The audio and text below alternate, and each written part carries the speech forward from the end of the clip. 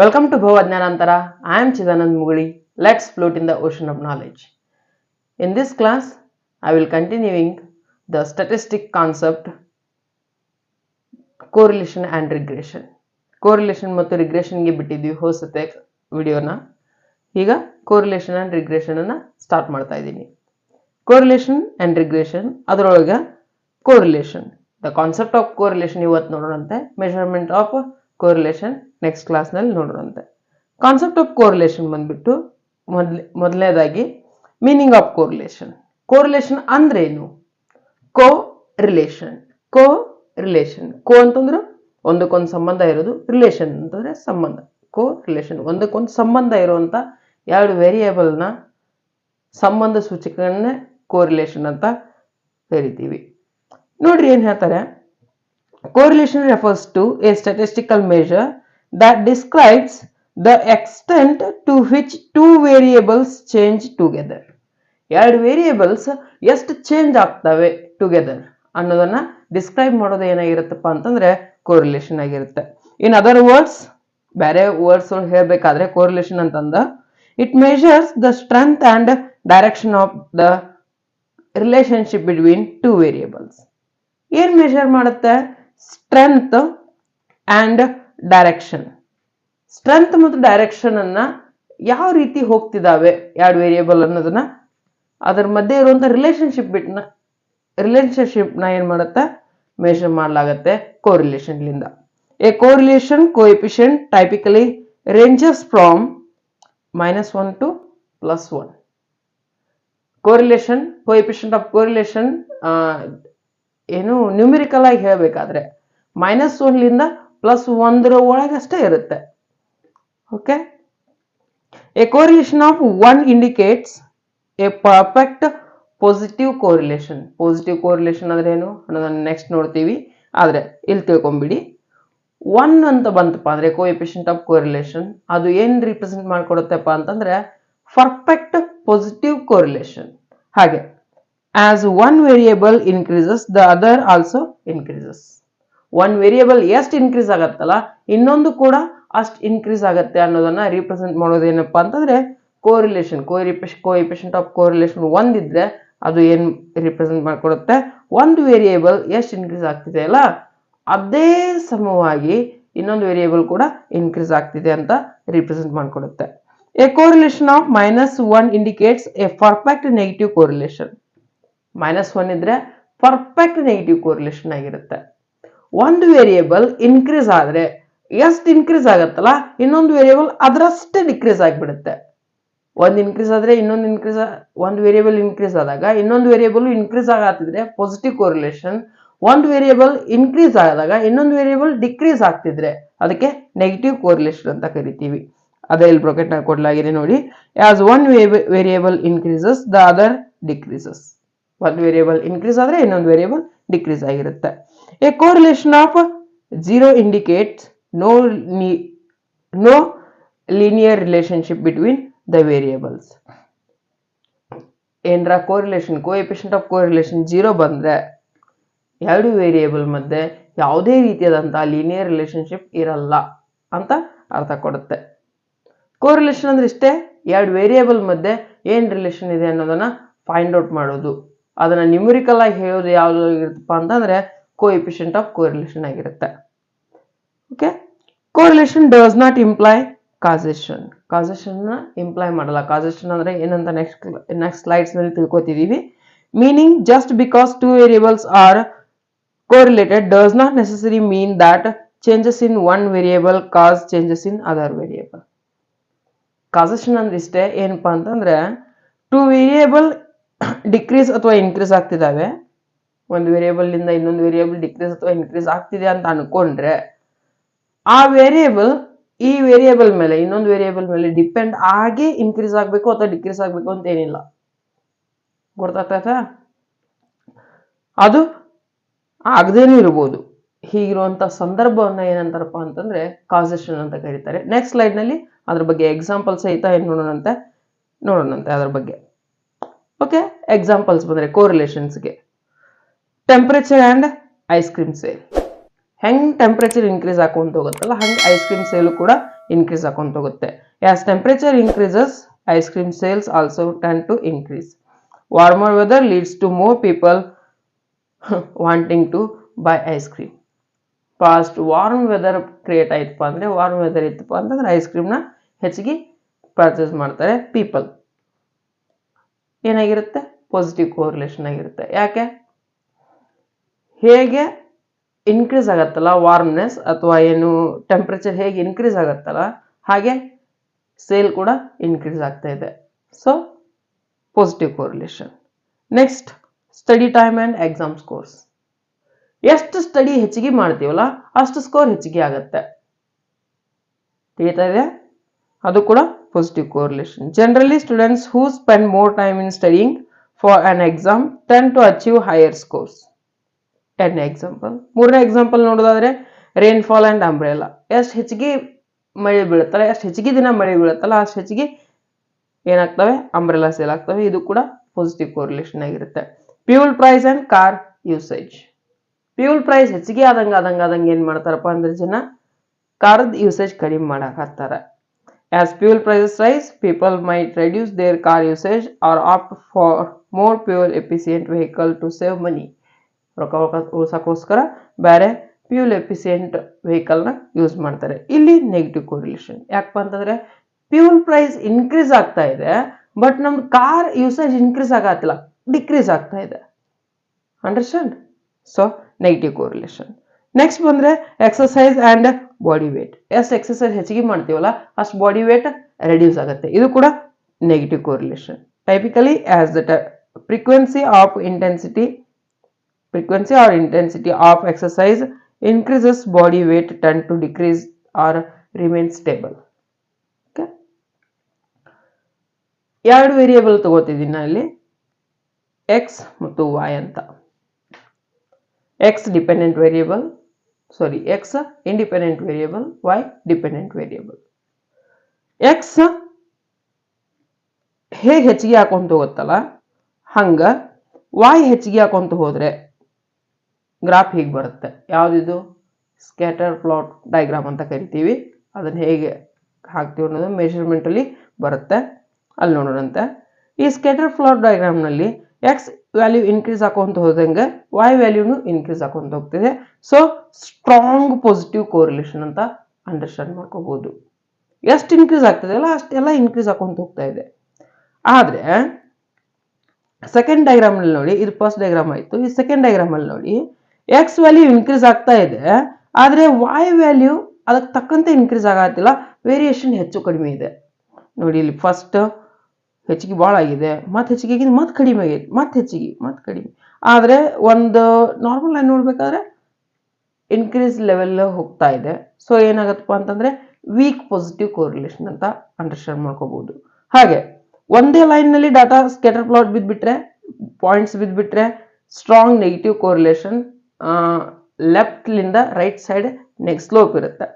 ಹಾಗೆ weak negative correlation ಅದು ಕೂಡ ಲೆಫ್ಟ್ ಲಿಂದ ರೈಟ್ಗೆ ಸ್ಲೋಪ್ ಇರುತ್ತೆ. ಆದ್ರೆ ಏನಿರಲ್ಲಪ್ಪ ಅಂತಂದ್ರೆ ಸ್ಕ್ಯಾಟರ್ ಪ್ಲಾಟ್ ಡಾಟ್ಸ್ ಏನಿರ್ತವೆ ಹೆಲ್ಟರ್ ಸ್ಕೆಲ್ಟರ್ ಆಗಿರ್ತವೆ.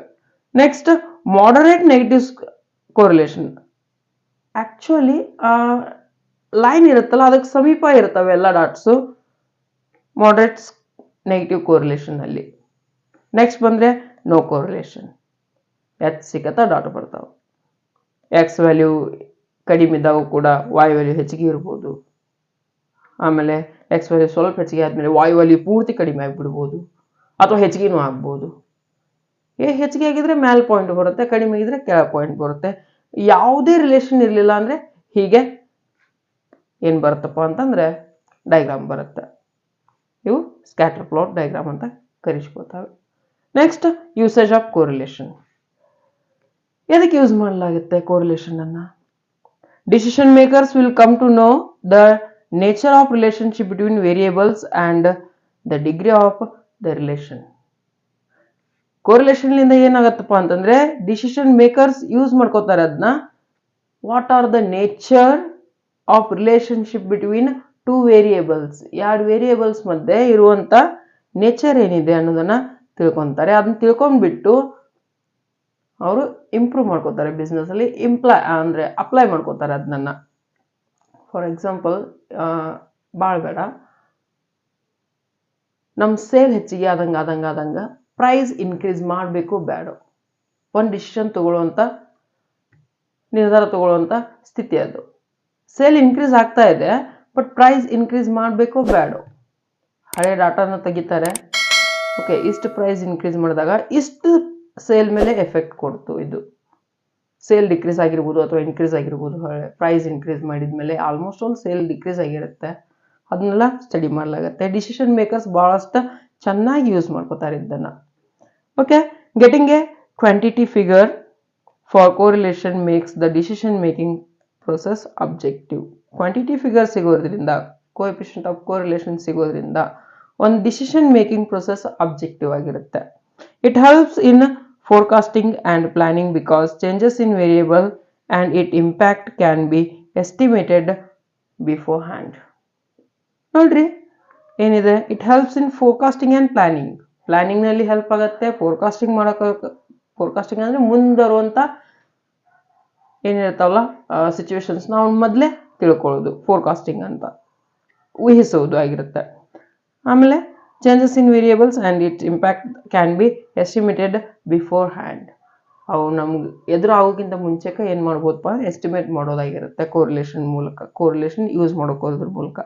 It helps the researcher in identifying such factors which can stabilise the economy ಕೂಡ ಸ್ಟೆಬಲೈಸ್ ಮಾಡೋಕ್ಕೋಸ್ಕರ ರಿಸರ್ಚರ್ ಏನು ಮಾಡ್ತಾರಪ್ಪ ಅಂತಂದರೆ ಕೋರಿಲೇಷನ್ನ ಯೂಸ್ ಮಾಡ್ಕೋತಾರೆ. ಹೀಗೆ ಕೋರಿಲೇಷನ್ ಯೂಸಸ್ನ ಭಾಳಷ್ಟು ಪ್ಲೇಸ್ಗಳಲ್ಲಿ ನಾವು ನೋಡ್ಬೋದಾಗಿರುತ್ತೆ.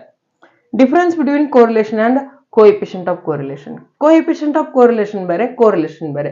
ನಾ ಯಾವಾಗ ಡಾಟಾ ಪಾಯಿಂಟ್ ಅಂತ ಹೇಳ್ತಾ ಇದ್ದೀನಿಲ್ಲ, -1 ಅಂತ ಹೇಳ್ತಾ ಇದ್ದೀನಿಲ್ಲ, ಆಗ ಏನು ಹೇಳ್ತಾ ಇದ್ದೀನಿ, ಕೋಎಫಿಷಿಯಂಟ್ ಆಫ್ ಕೋರಿಲೇಷನ್ ಅಂತ ಹೇಳ್ತಾ ಇದ್ದೀನಿ. ಆದರೆ ಅವು ಎರಡು ವೇರಿಯೇಬಲ್ದ ವೇರಿಯೇಷನ್ ಇರುತ್ತಲ್ಲ, ಆಗ ಹೇಳ್ಬೇಕಾದ್ರೆ ಏನು ಹೇಳ್ತಾ ಇದ್ದೀನಿ, ಕೋಎಫಿಷಿಯಂಟ್ ಅಂತ ಕೋರಿಲೇಷನ್ ಅಂತ ಅಷ್ಟೇ ಹೇಳ್ತಾ ಇದ್ದೀನಿ.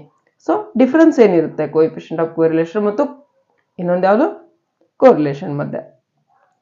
Correlation refers to the general concept of measuring the relationship between two variables.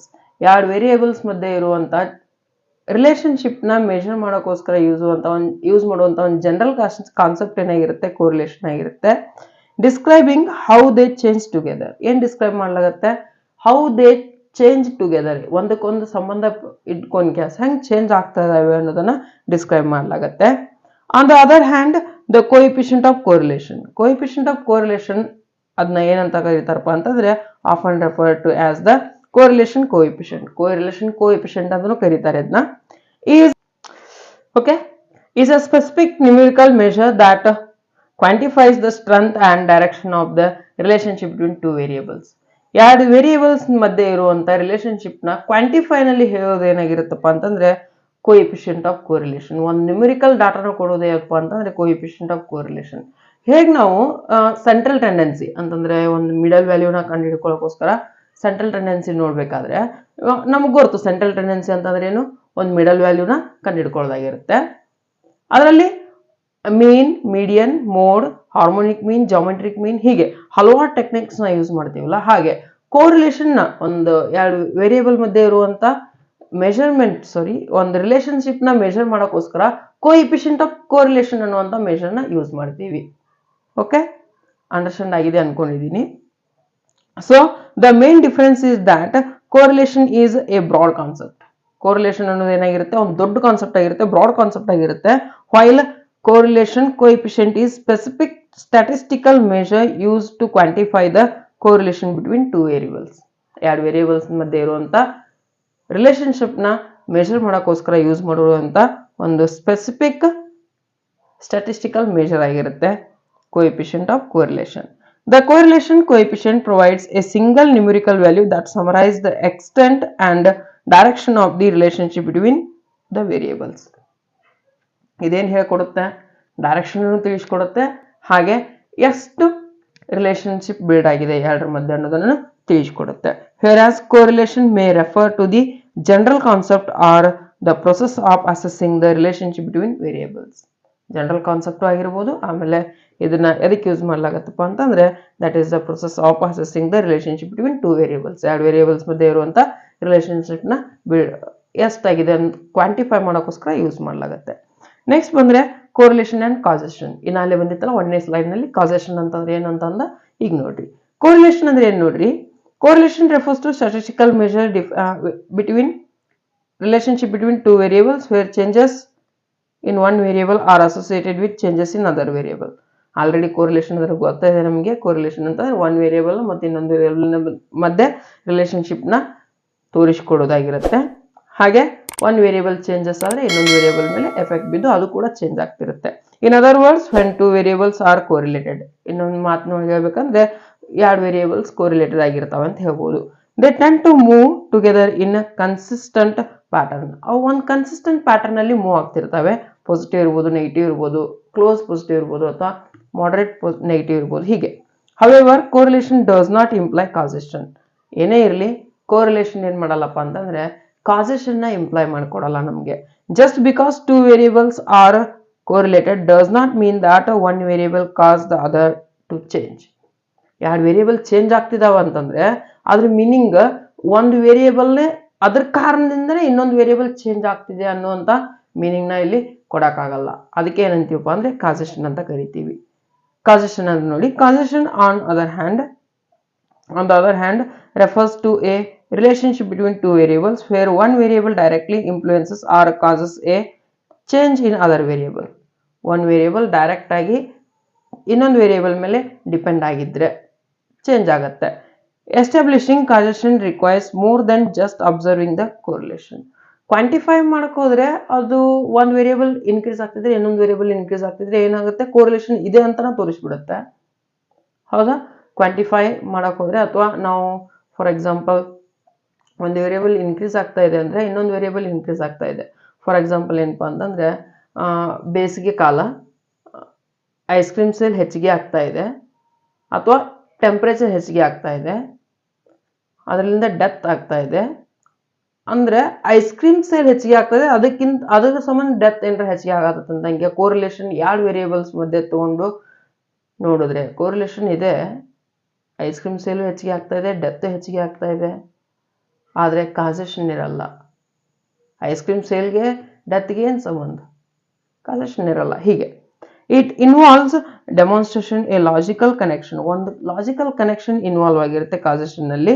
And ruling out other possible explanation through controlled experiments or rigorous statistical analysis.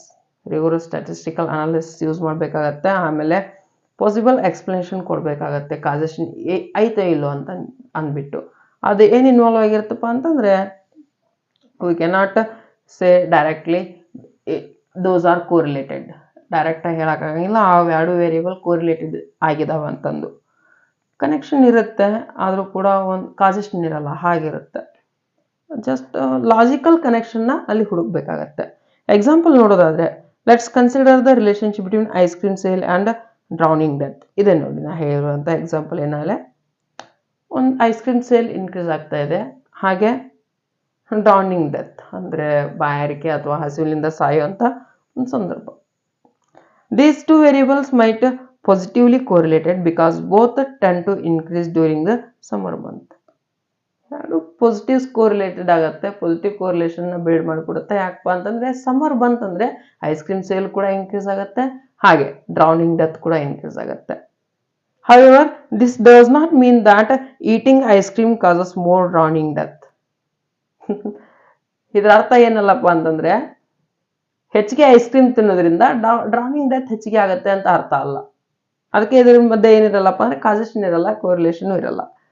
R vice versa, the correlation between these variables is coincidental and does not imply causation. Coincidental ಆಗಿರುತ್ತೆ. ಒಂದು ice cream sale increase ಆಗ್ತಾ ಇದೆ ಅಂತಂದ್ರೆ, ಆಮೇಲೆ drowning death ಕೂಡ increase ಆಗ್ತಾ ಇದೆ ಅಂತಂದ್ರೆ ಒಂದು ಕೋಇನ್ಸಿಡೆಂಟಲ್ ಆಗಿರುತ್ತೆ. ಆದ್ರೆ ಅದ್ರ ಮಧ್ಯೆ ಯಾವುದೇ ರೀತಿಯಂತ ಕಾಸೇಷನ್ ಇರಲ್ಲ. ಏನು ಅಲ್ಲೇ ನಾವು ಇದ್ರ ಪರಿಣಾಮವಾಗಿ ಅಲ್ಲಿ ಡೆತ್ ಆಗೋದು ಅಂತ ಹೇಳಕ್ ಬರಲ್ಲ. ಓಕೆ, ನೆಕ್ಸ್ಟ್ ಬಂದ್ರೆ ಟೈಪ್ಸ್ ಆಫ್ ಕೋರಿಲೇಷನ್. ಇನ್ನು ಅಲ್ಲಿ ಡಯಾಗ್ರಾಮ್ ನಲ್ಲಿ ನೋಡ್ತಾ ಇದ್ವಲ್ಲ ಅವೇ ಇಲ್ಲಿ ಬರ್ತವೆ. ಪಾಸಿಟಿವ್ ಕೋರಿಲೇಷನ್ ಒಂದೇದ್ದು, when the values of two variables increase together. ಎರಡು ವೇರಿಯೇಬಲ್ ಇನ್ಕ್ರೀಸ್ ಆಗ್ತದೆ, y x ಎರಡು ಇನ್ಕ್ರೀಸ್ ಹಾಕೊಂತ ಹೋದ್ರೆ they are said to have positive correlation. ಹೌದಾ, ಪಾಸಿಟಿವ್ ಕೋರಿಲೇಷನ್ ಇದೆ ಅಂತ ಅರ್ಥ ಕೊಡುತ್ತೆ. In other words, as one variable increase the other variable also tend to increase. ಬೇರೆ ಮಾತನಾಡಿ ಹೇಳ್ಬೇಕು, ಒನ್ ವೇರಿಯೇಬಲ್ ಇನ್ಕ್ರೀಸ್ ಆದರೆ ಇನ್ನೊಂದು ವೇರಿಯೇಬಲ್ ಕೂಡ ಇನ್ಕ್ರೀಸ್ ಆಗುತ್ತೆ. ಇಂಡಿಪೆಂಡೆಂಟ್ ವೇರಿಯೇಬಲ್ ಇನ್ಕ್ರೀಸ್ ಆದರೆ ಡಿಪೆಂಡೆಂಟ್ ವೇರಿಯೇಬಲ್ ಕೂಡ ಅದರ ಜೊತೆ ಇನ್ಕ್ರೀಸ್ ಆಗುತ್ತೆ. A correlation coefficient close to +1 indicates a strong positive correlation. ಎಷ್ಟು ಕೋರಿಲೇಷನ್ ಕೋಎಫಿಷಿಯಂಟ್ ಕೋರಿಲೇಷನ್ +1 ಸಮೀಪ ಆಗತ್ತಲ್ಲ ಅಷ್ಟು ಸ್ಟ್ರಾಂಗ್ ಕೋರಿಲೇಷನ್ ಅನ್ನ ಇಂಡಿಕೇಟ್ ಮಾಡುತ್ತೆ. ಹಾಗೆ ನೆಗೆಟಿವ್ ಕೋರಿಲೇಷನ್ ಬಂದ್ರೆ ಕನ್ಸರ್ವ್ಲಿ when the values of one variable increase as the value of other variable decrease. ಒಂದು value increase ಆದರೆ ಇನ್ನೊಂದು ವ್ಯಾಲ್ಯೂ ಡಿಕ್ರೀಸ್ ಆಗ್ತಿದ್ರೆ they are said to have a negative correlation. ಅದರಲ್ಲಿ negative correlation ಇರುತ್ತೆ ಅಂತ ಹೇಳ್ಬೋದು. In this case, as one variable increases, the other variable tend to decrease. ಈ ಕೇಸ್ನಲ್ಲಿ ಒಂದು ವೇರಿಯೇಬಲ್ ಇನ್ಕ್ರೀಸ್ ಆದರೆ ಇನ್ನೊಂದು ವೇರಿಯೇಬಲ್ ಡಿಕ್ರೀಸ್ ಆಗ್ತಿರುತ್ತೆ. A correlation coefficient close to -1. Negative correlation ಇದ್ರೆ ಕೋಎಫಿಷಿಯಂಟ್ ಆಫ್ ಕೋರಿಲೇಷನ್ -1ಗೆ ಕ್ಲೋಸ್ ಇರುತ್ತೆ. Indicates a strong negative correlation. -1ಗೆ ಎಷ್ಟು ಇನ್ಕ್ರೀಸ್ ಸಮೀಪ ಆಗುತ್ತಲ್ಲ ಅಷ್ಟ ಸ್ಟ್ರಾಂಗ್ ನೆಗೆಟಿವ್ ಕೋರಿಲೇಷನ್ ನ ಇಂಪ್ಲೈ ಮಾಡುತ್ತೆ. ನೋ ಕೋರಿಲೇಷನ್ ಅಥವಾ zero correlation. When there is no apparent relationship between the values of two variables. ಎರಡು ವ್ಯಾಲ್ಯೂಸ್ ಮೇಲೆ ಯಾವುದೇ ರೀತಿಯಾದಂಥ ಕೋರಿಲೇಷನ್ ಇರಲಿಲ್ಲ ಅಂದರೆ, ಯಾವುದಕ್ಕೆ ಒಂದಕ್ಕೊಂದು ಸಂಬಂಧ ಇರಲಿಲ್ಲ ಅಂದರೆ they are said to have zero correlation. ಅದರಲ್ಲಿ ಜೀರೋ ಕೋರಿಲೇಷನ್ ಅಂತ ಹೇಳಲಾಗುತ್ತೆ. Changes in one variable does not correspond to change in other variable. ಒಂದು ವೇರಿಯೇಬಲ್ ಎಷ್ಟೇ ಚೇಂಜ್ ಆದರೂ ಕೂಡ ಇನ್ನೊಂದು ವೇರಿಯೇಬಲ್ ಚೇಂಜ್ ಆಗಲಿಲ್ಲ ಅಂದರೆ, ಅಥವಾ ಒಂದು ವೇರಿಯೇಬಲ್ ಚೇಂಜ್ ಆಗದೇ ಇದ್ರು ಇನ್ನೊಂದು ವೇರಿಯೇಬಲ್ ಹೆಚ್ಚು ಕಡಿಮೆ ಆಗ್ತಾ ಇದ್ರೆ ಹಂಗಿದ್ದಾಗ ಏನಂತಪ್ಪ ಅಂದರೆ ನೋ ಕೋರಿಲೇಷನ್ ಅಂತ ಅರ್ಥ ಕೊಡುತ್ತೆ. A correlation coefficient close to zero indicate no linear relationship between the variables. Correlation ಅಲ್ಲಿ ಕೋಎಫಿಷಿಯಂಟ್ ಆಫ್ ಕೋರಿಲೇಷನ್ ವ್ಯಾಲ್ಯೂ ಏನು ಬರುತ್ತೆ, ನಿಯರ್ ಟು ಜೀರೋ ಇರುತ್ತಾಗ ನೋ ಅಥವಾ ಜೀರೋ ಕೋರಿಲೇಷನ್ ಅಥವಾ ನೋ ಕೋರಿಲೇಷನ್ ಇದ್ರೆ. Next perfect correlation. Perfect correlation occurs when all data point fall exactly on the straight line when plotted on the scatter plot. ಇನ್ನಲ್ಲಿ scatter plot ನ ತೋರಿಸಿದಾಗ perfectly correlation ಹಿಂಗಿತ್ತು. Data point ಅಷ್ಟು ಇಲ್ಲೇ ಇದ್ದು, ಆ ಲೈನ್ ಏನು ಬಂದಿತ್ತಲ್ಲ ಅದ್ರ ಸುತ್ತಲ್ಕನೇ ಇದ್ದು ಹಂಗಿದ್ದಾಗ ಪರ್ಫೆಕ್ಟ್ ಕೋರಿಲೇಷನ್ ಅಂತ, ಪರ್ಫೆಕ್ಟ್ ಪಾಸಿಟಿವ್ ಕೋರಿಲೇಷನ್ ಅಂತ. ಅದೇ ಹಿಂಗೆ ಬಂದರೆ perfect negative correlation.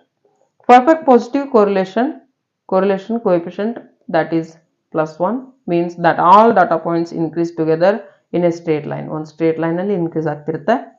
Perfect negative correlation coefficient of -1 means that all data point decrease together in straight line. ನಾಳೆ ಆಲ್ರೆಡಿ ಡಯಾಗ್ರಾಮ್ನಲ್ಲಿ ನೋಡಿದ್ದೀವಿ. ನೆಕ್ಸ್ಟ್ ಬಂದರೆ weak, moderate and strong correlation. Correlation strength can also be categorized as weak, moderate and strong depending on the magnitude of the correlation coefficient. ಆ ಲೈನ್ಲಿಂದ data point ಎಷ್ಟು ದೂರ ಇರ್ತಾವಲ್ಲ ಅದ್ರ ಮೇಲೆ depend ಆಗುತ್ತೆ weak, moderate and strong correlation.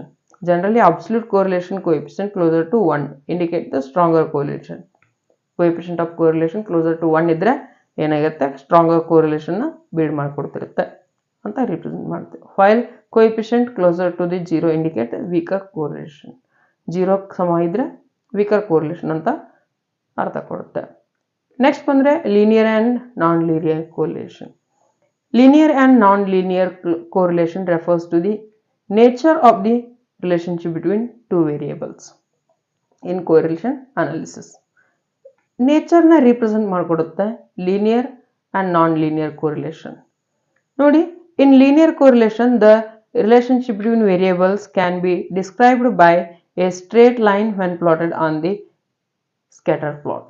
Scatter plot ನಲ್ಲಿ draw ಮಾಡಿದಾಗ ಅಥವಾ ಪ್ಲಾಟ್ ಡಯಾಗ್ರಾಮ್ ಹಾಕಿದಾಗ ಲೀನಿಯರ್ ಕೋರಿಲೇಷನ್ ಏನಾಗಿರುತ್ತೆ, that represent relationship between variables can described by the straight line. Straight ಲೈನ್ನಲ್ಲಿ ರಿಪ್ರೆಸೆಂಟ್ ಮಾಡ್ಬೋದು. This means that as one variable changes, the other variable changes in a consistent and proportional manner. one variable change ಆದರೆ ಅದೇ proportional ಮ್ಯಾನರ್ನಲ್ಲಿ ಇನ್ನೊಂದು variable change ಆಗ್ತಿದೆ ಅನ್ನೋದನ್ನ represent ಮಾಡಿಕೊಡುತ್ತೆ. ಆಮೇಲೆ the correlation coefficient measures the strength and direction of this linear relationship. correlation ಏನು ಮಾಡುತ್ತೆ, ಒಂದು ಸ್ಟ್ರೆಂತ್ ನ ರಿಪ್ರೆಸೆಂಟ್ ಮಾಡಿಕೊಡುತ್ತೆ.